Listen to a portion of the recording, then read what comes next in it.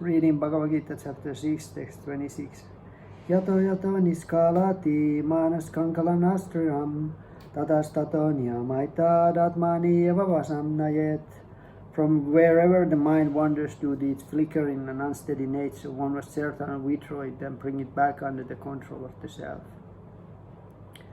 So that's how, this is the process how to control the mind. Because mind is conditioned to move in certain way. And that's how the mind is unsteady. So the practice, abhyasa, is to, when the mind is getting distracted from the spiritual path, one should gentle and dispassionate way bring it back to the practice. And then after a while it gets deviated again and one should bring it back. So that's the practice. So if one would be perfect already, one wouldn't need to do the practice anymore. So controlling the mind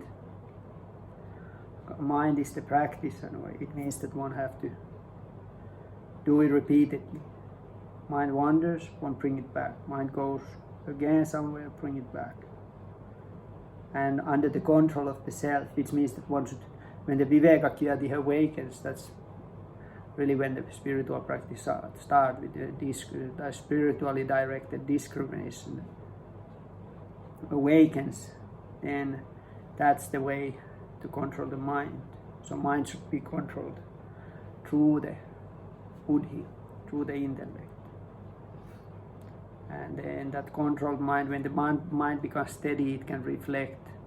One rises on the level of sattva pradhyaya, which is the like a faculty of the mind between the mind and intellect. That's the reflective mind. And that reflective mind can reflect the original consciousness, which means that then can be the platform to the self-realization. And that sattva pradhyaya is that part of the mind which can be like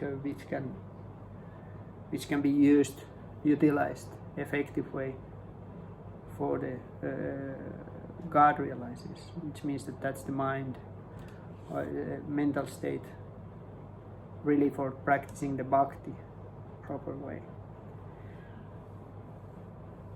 Bhagavad Gita Ki Jai.